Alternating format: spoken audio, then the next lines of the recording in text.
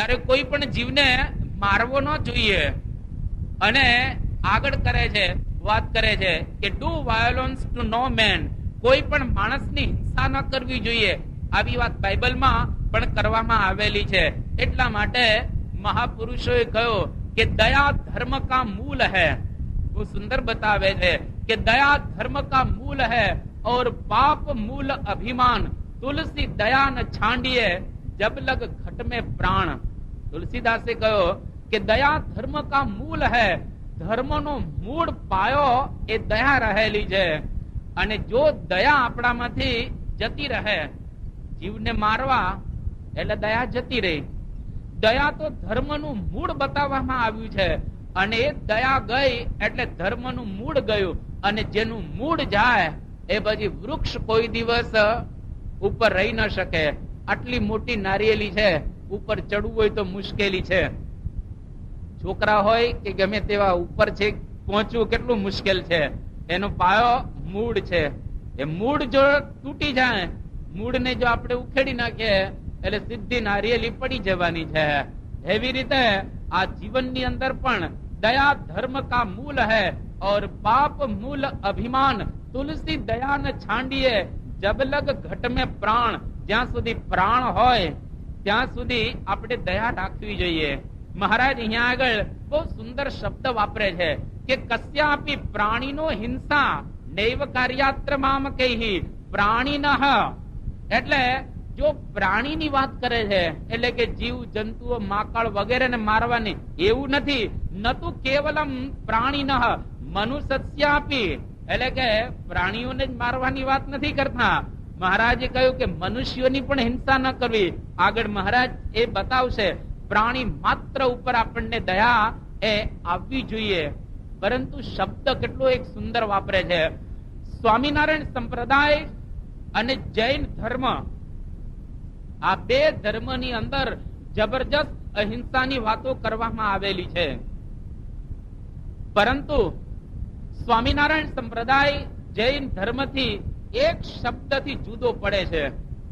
જે શબ્દ શિક્ષાપત્રીમાં મહારાજે લખ્યો, જો ભગવાન લખનાર છે, મહારાજે આગળ શબ્દ વાપરે છે કે બુદ્ધ્યા કદાચન, બુદ્ધિપૂર્વક કોઈ જીવ જંતુની હિંસા ન કરવી જોઈએ. કેમ બુદ્ધિપૂર્વક શબ્દ મહારાજે લખ્યો? એટલા માટે મહારાજે બુદ્ધિપૂર્વક શબ્દ લખ્યો કે જો આ બુદ્ધિયા શબ્દ ન વાપર્યો હોત તો જડતા આવી જાત. આજે જૈન ધર્મની અંદર આપણે જાણીએ છીએ કે ઘણી બધી પ્રકારની આપણને બહારથી એ થોડી જડતા જેવું લાગે, પરંતુ સ્વાભાવિક રીતે જે હિંસા થતી હોય એ હિંસાની આપણા શાસ્ત્રો ના નથી પાડતા. પરંતુ બુદ્ધિપૂર્વક જેમાં આપણી બુદ્ધિ ભળે એવી હિંસા કોઈ દિવસ એ કરવી ન જોઈએ. બાકી આપણે જયારે શ્વાસ લઈએ છીએ, એ શ્વાસની અંદર હજારો બેક્ટેરિયા આપણા શ્વાસમાં આવે છે અને એક બેક્ટેરિયામાં એક જીવ રહેલો છે. એટલે હિંસા જ છે એક જાતની. પણ શબ્દ કેવો મહારાજે સુંદર વાપર્યો, બુદ્ધિયા. બુદ્ધિપૂર્વક આપણે નથી કરતા, શ્વાસ તો લેવો જ પડે, નહીતર આપણું જીવન ટકે ને. એટલે બુદ્ધિપૂર્વક કોઈને મારવા નહીં, આવો શબ્દ શ્રીજી મહારાજ અહીંયા આગળ વાપરે છે. તો જડતા જીવનની અંદર ના આવે એટલે સ્વામિનારાયણ સંપ્રદાયને શ્રીજી મહારાજ આ પ્રમાણે એ જુદો પાડે છે. ત્યાર પછી મહારાજ કહે છે કે સૂક્ષ્મ યુકામત ગુણાદેહ, નાના નાના લીક કે માકડ જેવા જંતુઓને મારવા નહીં. હવે નાનાને ન મારવાના હોય તો મોટાને તો સ્વાભાવિક રીતે ન જ મારાય. મહારાજ શરૂઆત કેવી સુંદર કરે છે કે નાના જીવને ન મારવા.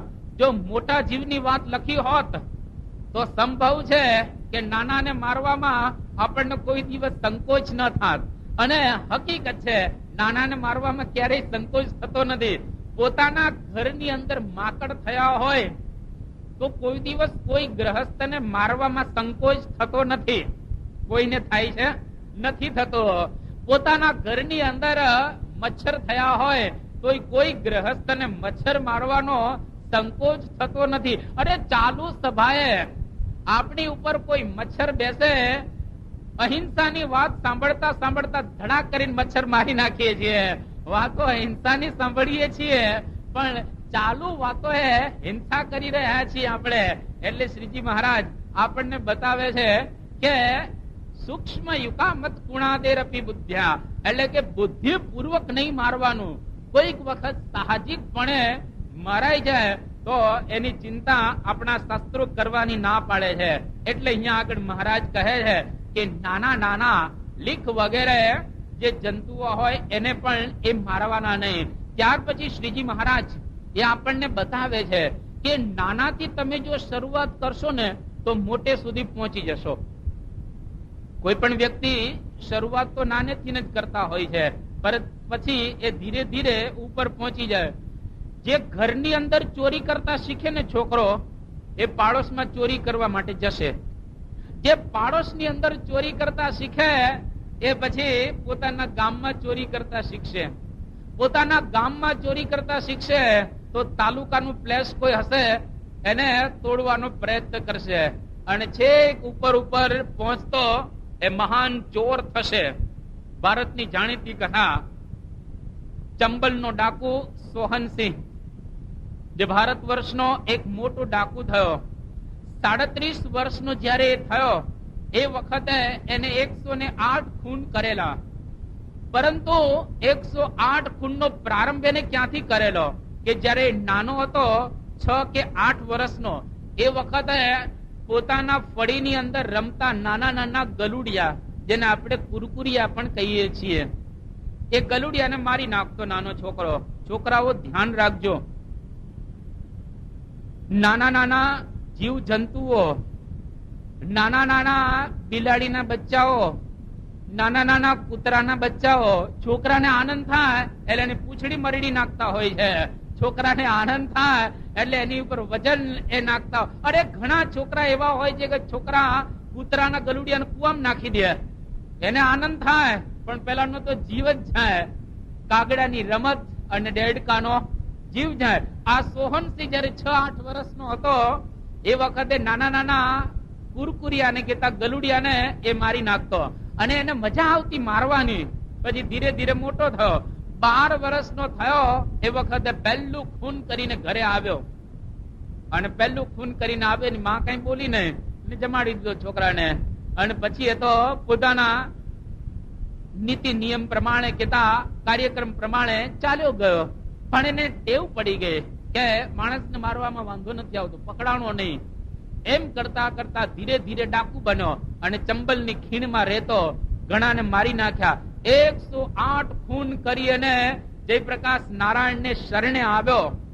એ વખતે એ સોહનસિંહ બોલ્યો કે જયારે 6-8 વર્ષનો હતો એ વખતે મારી માતાએ જો મને વાર્યો હોત કે બેટા નાના નાના કુરકુરિયા કે ગલુડિયા મારવા ન જોઈએ તો 108 ખૂનું ન કરત.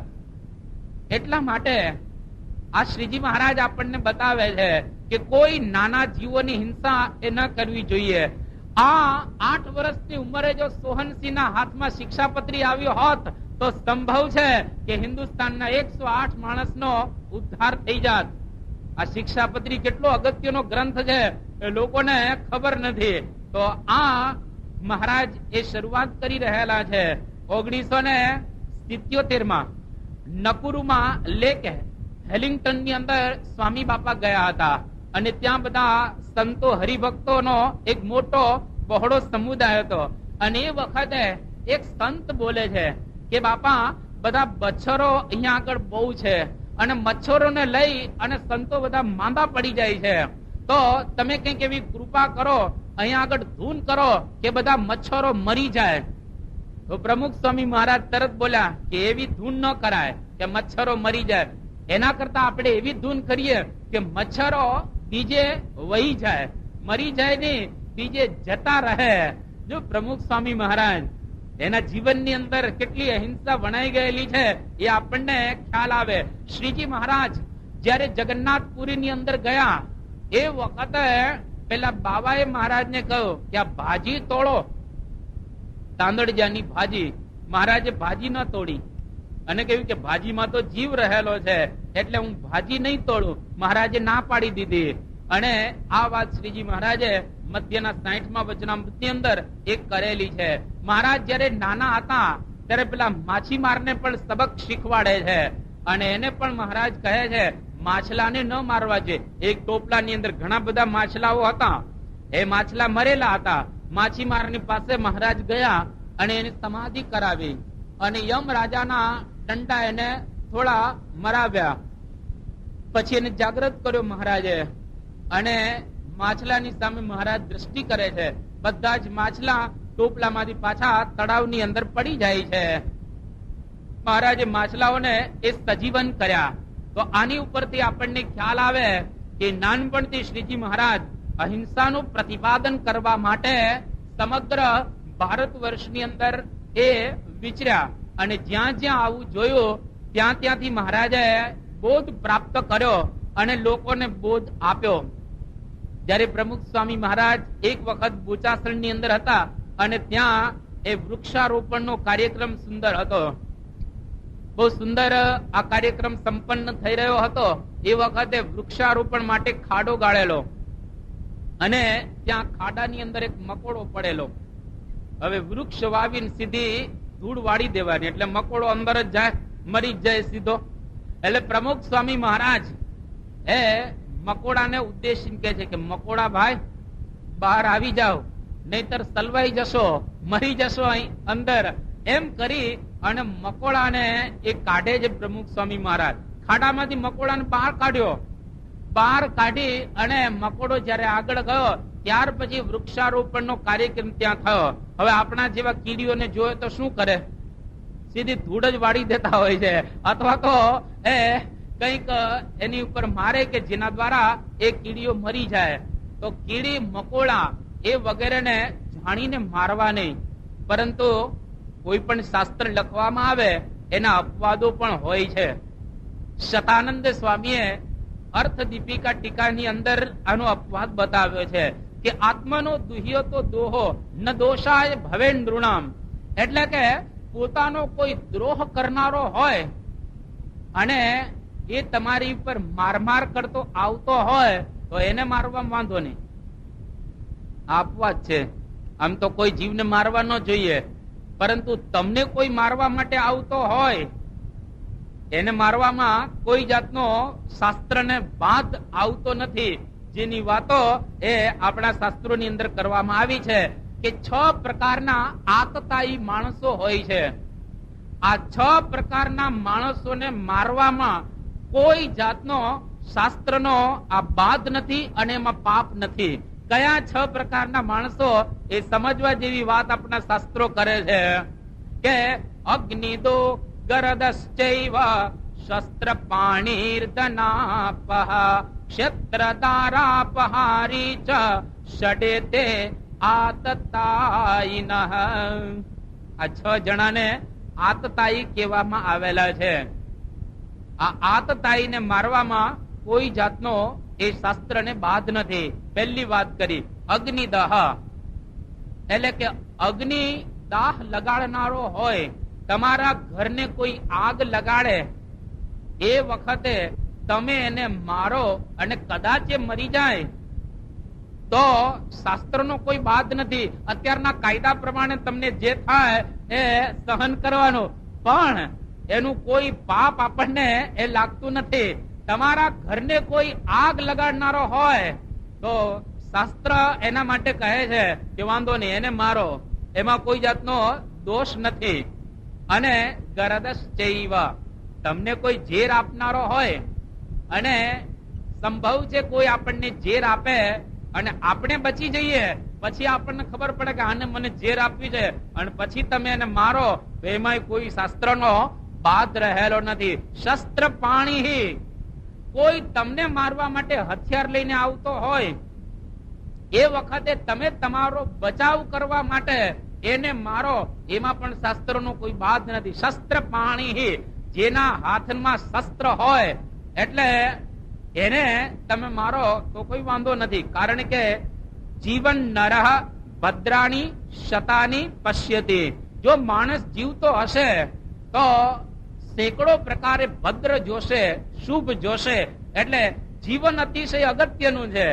એ જીવનને કોઈ સમાપ્ત કરવા માટે આવી રહ્યો હોય અને તમારું રક્ષણ કરવા માટે તમે એને મારો, તો એમાં શાસ્ત્રને કોઈ પણ પ્રકારનો બાદ રહેલો નથી. આ ત્રીજો, ધનાપહ, તમારા પૈસા કોઈ ચોરી જાય, તિજોરીમાં બહુ મૂક્યા હોય, હીરાની પેઢીઓ મોટી મોટી ચાલતી હોય, મોટા દવાખાનાઓ ચાલતા હોય, કે પછી પૈસા તમે વ્યાજે ફેરવતા હોય, કરોડો ઇધરથી ઉધર કરતા હો, અને તમારા પૈસા કોઈ રાત્રે ચોરી જાય અને એ વખતે તમે મારવા માટે ઉદ્યત થાવ, તો એમાં શાસ્ત્રનો કોઈ બાદ રહેલો નથી. ક્ષેત્ર અપહારી, ક્ષેત્ર એટલે તમારી જમીન, તમારી જમીન કોઈ હડપ કરી લેતો હોય, લઈ લેતો હોય, તો એને મારવામાં વાંધો નથી. દારાપહારી, દારા એટલે સ્ત્રી, તમારી સ્ત્રી કોઈ લઈ જાય, એ વખતે જે લઈ જનાર હોય એને મારવામાં પણ કોઈ બાદ નથી. મહાભારતના યુદ્ધની અંદર જે લગભગ 47 લાખ જીવની હિંસા થાય છે, પરંતુ એ હિંસા કરનારા કૌરવો અને પાંડવો બે હતા, અને પાંડવોની ઈચ્છા લેશ પણ નહોતી યુદ્ધ કરવાની. માતા કુંતા મયાની આજ્ઞા દ્વારા, જે વાતો આપણે શ્રાવણ મહિનામાં ગીતાના માધ્યમ દ્વારા માણીશું, તો એ માતા કુંતા મયાની આજ્ઞા દ્વારા પાંડવોએ આતતાયી એવા કૌરવોનો સંહાર કરેલો છે. 6 ગુણ કૌરવોમાં હતા આતતાયીના, એટલે માતા કુંતાની આજ્ઞાથી પાંડવોએ કૌરવોને માર્યા, અને એ મહાભારતના યુદ્ધની અંદર 47 લાખ જીવોની હિંસા થઈ, પરંતુ પાંડવોને કોઈ પાપ લાગ્યું નથી. પાંડવોને એના ધર્મની અંદર કોઈ લાંછન લાગ્યું નથી, કારણ કે આ ધર્મ યુદ્ધ હતું. એટલે દારાપહારી, તમારી સ્ત્રી કોઈ લઈ જાય, પાંડવોની સ્ત્રી એ દ્રૌપદીજી હતા, અને એને લઈ જનાર એ દુર્યોધન, તો દુર્યોધન કે દુશાસનને મારવામાં કોઈ જાતનું પાપ રહેલું નથી. એટલા માટે અહીંયા આગળ એ શાસ્ત્રોની આજ્ઞા છે કે આવા 6 જણા જે આતતાયી હોય, એ આતતાયીને પતાવી દેવામાં કોઈ જાતનો શાસ્ત્રને આ રીતે બાદ આવતો નથી. એટલે કોઈ દિવસ એવી રીતે ગભરાવું નહીં કે શું થઈ જશે, પણ અત્યારના કાયદાને અનુસરી અને કાર્ય કરવું. શિક્ષાપત્રી પણ એ કાયદા પ્રમાણે આ રીતે મહારાજ આગળ ઘણી આપણને એ વાતો બતાવશે, પરંતુ અહીંયા આગળ મહારાજ જે કઈ લખે છે એ શાસ્ત્રોની સંમત બધી વાતો એ બતાવી રહેલા છે. એટલે અહીંયા આગળ ભાવાર્થ રૂપે આ શ્લોકની અંદર મહારાજ એવું કહેવા માંગે છે કે આપણા જો કપડા, આપણું શરીર, આપણી પથારી વગેરે જો બધું સ્વચ્છ હોય તો મચ્છર, માકડ, ચાચળ આ વગેરે થાય નહીં, અને ન થાય એટલે મારવાનો પ્રશ્ન જ ન રહ્યો ને. ઘણા માણસના માથા ઉપર ટોલા પડે છે, ઓલા ટોલા પડતા હોય છે. એટલે તમે જો ગામડાઓની અંદર, શહેરમાં મને ખબર નથી, પણ ગામડાઓની અંદર એ રસ્તાની બે બાજુ જયારે સવારનો પોર થાય એ વખતે નીકળતા હોય છે માણસો બધા, અને ઘણા બધા છોકરાઓ ત્યાં બેઠા હોય, અને એકબીજા પેલા ટોલા આ રીતે ઉપરથી વીણતા હોય. અલા નાઈ લેને, સરખી રીતે સ્નાન કરી લેને સુંદર રીતે, તો આ બધું મેલ નીકળી જાય, અને મેલ નીકળી જાય એટલે ઉપર ટોલા પડશે નહીં, તને લીખ પડતી હોય છે ઘણા બધાને. અરે તો આ પણ સ્વચ્છતાનો અભાવ દર્શાવે છે. એટલે સ્વચ્છતા રાખીએ તો આવો કોઈ દિવસ પ્રશ્ન ના. જેના ઘરની અંદર સ્વચ્છતા હોય એના ઘરમાં મચ્છર ઓછા હોય, જેના ઘરની અંદર સ્વચ્છતા ઓછી એના ઘરની અંદર મચ્છર વધારે, કારણ કે મચ્છર હંમેશા એ ગંદી જગ્યાએ જ રહે, માખી હંમેશા ગંદી જગ્યાએ જ રહે. એટલા માટે કહ્યું કે માખી ચંદન પર હરે, માખી ચંદન પર હરે, દુર્ગંધ હોય ત્યાં જાય, અને પાપી કથા ન સાંભળે કાં ઊંઘે ને કાં ઉઠી જાય. આ પ્રમાણે કે માખી હોય એ ચંદન પર હરે, એટલે કે ચંદન કેવું શીતળ ને સુગંધ હોય, ત્યાં માખી કોઈ દિવસ રહે નહીં, અને તો ત્યાંથી જતી રહે. દુર્ગંધ હોય ત્યાં જાય, ખાડો હોય, પાણી ગંધાતું હોય ત્યાં માખીઓ બધી, મચ્છર ને ચાચર ને બધું રહે, પણ સ્વચ્છતા હોય ત્યાં ન રહે. એમ પાપી કથા ન સાંભળે કાં ઊંઘે ને કાં ઉઠી જાય, અહીંથી જતો રહે, અથવા તો એ ઊંઘી જાય આવીને. પણ તો અહીંયા આગળ મહારાજ સ્વચ્છતાની આડકતરી રીતે આ 11મા શ્લોકમાં એ વાત કરે છે. તો પહેલા આ મહારાજ સામાન્ય હિંસાનો નિષેધ કરી અને હવે એ આગળ સૂક્ષ્મ હિંસાથી મહારાજ જરા સ્થૂળ હિંસા તરફ આ રીતે જઈ રહેલા છે. હિંસાનું મૂળ આપણા શાસ્ત્રોની અંદર બતાવવામાં આવ્યું છે. જે જે જગ્યાએ હિંસા થાય છે તે જગ્યાએ જો મૂળનો તપાસ કરો તો માણસની સ્વાદ વૃત્તિ, માણસને ખાવાની વધારે લોલુપતા રહેલી છે, એટલા માટે હિંસા થાય છે. આજે તમે જુઓ ઘણા બધા એવા ચાંડાળ લોકો આ ભારત વર્ષની અંદર છે કે જે પવિત્ર ભારત વર્ષ કહેવાય. આ ભારત વર્ષનો એક યુગ એવો હતો કે જેમાં ચાંડાળ લોકો જ માંસાહાર કરતા હતા. ભદ્ર માણસ કોઈ માંસાહાર કરતો ન હતો.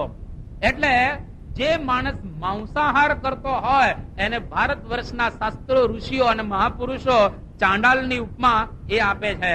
આજે વિદેશની અંદર કેવું વાતાવરણ થઈ ગયેલું છે. લંડનની અંદર એક વિડીયો બહાર પડેલી જેનું નામ ધ ફેસીસ ઓફ ડેથ, એટલે કે મૃત્યુના ચહેરાઓ. એની અંદર હિંસાનું તાંડવ બતાવવામાં આવ્યું છે. તમને એક પ્રસંગ એની અંદર જોવા મળશે કે એક ટેબલ જેની અંદર વચ્ચે એક કાણું પાડવામાં આવે, નીચે એક વાંદરાનું મસ્તક અંદરથી એ ઉપર લઈ આવવામાં આવે, એના વાંદરાને ગળા ટૂંકવામાં આપવામાં આવે ટેબલની અંદર. એટલો વાંદરો ભયંકર ચીચિયારી પાડે. આજુબાજુ બધા ટેબલ ખુરશી ઉપર બધા ગોઠવાઈ જાય. વચ્ચે આ વાંદરાનું માથું, નીચે વાંદરો એ તડફડિયા મારતો હોય. ગળું એનું દાબી દેવામાં આવે, નીકળી શકે નહીં. ટેબલ એકદમ બરાબર ટાઈટ આ રીતે હોય એટલે હલે નહીં. અને દરેકના હાથની અંદર એક કાંટો અને એક ચમચી આપવામાં આવે. એક માણસ આવે હોટેલમાંથી, વેટર વગેરે, આવીને પોતાના હાથમાં એક છરો રાખેલો હોય, વાંદરાનું મસ્તક ઉપરથી આમ કાપી નાખે. ઉપરથી મસ્તક કાપી નાખે એટલે વાંદરો ત્યાં આગળ મૃત થઈ જાય. અને આજુબાજુ બેઠેલા બધા હોય ચમચી ને કાંટા વડે એ વાંદરાના મગજનું ફ્રેશ માંસ ખાય. આ પરદેશ એનું ફ્રેશ માંસ છે એ બધા ખાય અને આનંદ ઉત્સવ કરે. અને આ વિડીયો જોઈ અને ઇંગ્લેન્ડના કેટલા બધા છોકરાઓએ માંસાહાર છોડી દીધો.